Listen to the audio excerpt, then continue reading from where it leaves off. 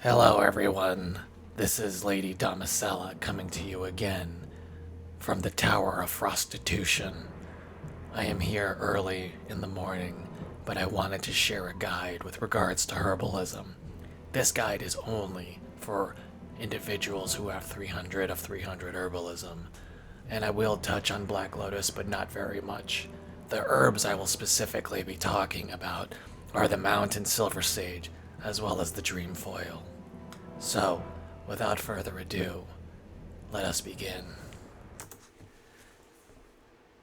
In the first image here, we have a map of Azshara. As you can tell, I circled all the Mountain Silversage. This is after many months of hard work gathering all these herbs to make a greater arcane elixirs and flasks. So, typically what I like to do is I spend most of my time in the southern part of Azshara. There are a lot more herbs than in the north. It is very sparse up there, and oftentimes there is more PvP. I am an herbalist, not a miner, but you will find many other people looking for rich thorium veins for those amazing arcane crystals.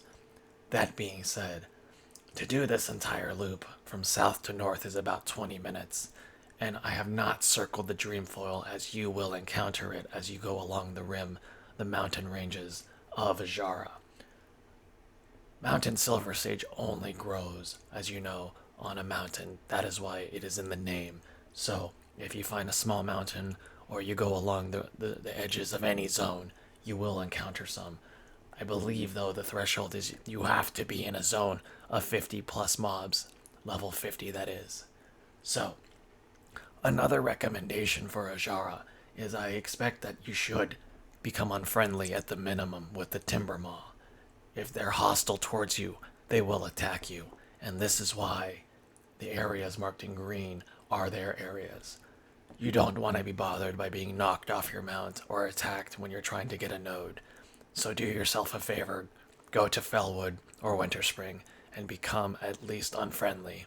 There are quests in Fellwood that will help you get there so you do not have to spend all your time grinding and killing other enemies of the Timber Maw. So, the thing with Azshara is you will constantly have alliance there waiting as well, since Azuragos his spirit is wandering, and they often want to kill him. Also, with the proximity to Ogrimmar, you will have a lot of competition, but if you farm between the hours of 3 a.m. server time and 6 a.m., which some of you I know do, you should not have much competition. With that said, you can farm anytime you want, but there will be other people chasing your nodes. If there is too much competition in Azshara, I will show you where else you can go for Mountain Silversage and Dreamfoil.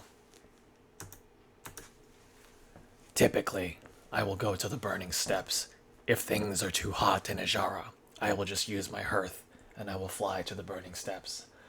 There are less nodes, and this is an area with Black Lotus, which means that there will be alliance who will kill you.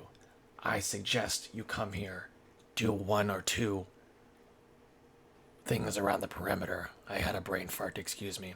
Do 1 or 2 rounds around the perimeter, and then just gather the nodes as you need. If there are none, then move on. This is a good area, though, to kill some time. You can go to Dreadmaw Rock. You can go around the perimeter, as I said, and you may get lucky and find a Black Lotus.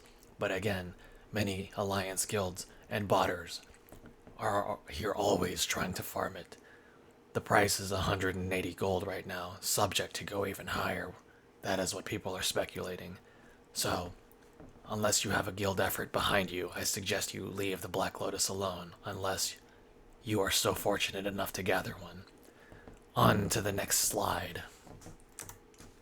An area that does not see much traffic is also Ungaro, a vast wasteland of swamp.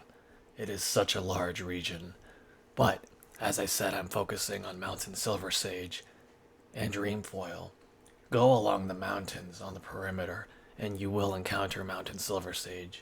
Also, you will find some on Fireplume Ridge. Dreamfoil is all throughout, normally around the waters, but I would definitely if you have time to kill and Azshara is too congested, just do a major zigzag all across the zone after you've done your rounds around Ungaro. If you get bored here, you can always venture into Silithus. There are other areas that you can go, such as Winter Spring and also Eastern Plaguelands, but I suggest honestly, you just stick to these three areas. Mobs are higher level in those other ones, and also they will aggro you, and there is also constant PvP. So, that about wraps up my guide on herbalism. Oftentimes, casters like myself will require greater arcane elixirs, and those use 3 Dreamfoil to 1 Mountain Silversage. Also, warlocks. If you need shadow elixir potions, or elixir of shadow power, excuse me, you have an endless supply of ghost mushrooms and Maradon in and out of the instance. You can also go to the caves in the hinterlands, but those are often camped, and you have an endless supply, as I said. Once you collect all the ghost mushrooms in one instance, you exit, and then you can reset the instance. This is not just for warlocks, but for any herbalist who wants to make gold. Just become level 60 or high 50s, go inside, gather the herbs, and leave as you need. So, if you have any other tips and tricks, please leave them in the comments. They would be greatly appreciated for other beginner and neophyte herbalists. I suggest, if you can, get the herbalism enchant on your gloves. If you're a leather wearer, then you can get the herbalist gloves as well, and the enchant for an extra 10 plus skill to your herbalism. Be well, everyone. Take care. May your purses grow fat, and may your wealth... I have no idea. May you become wealthy. Anyways, be well. Dark Lady watch over you. And please, if you have any questions, ask them in the comments. We will respond to you. Take care, everyone.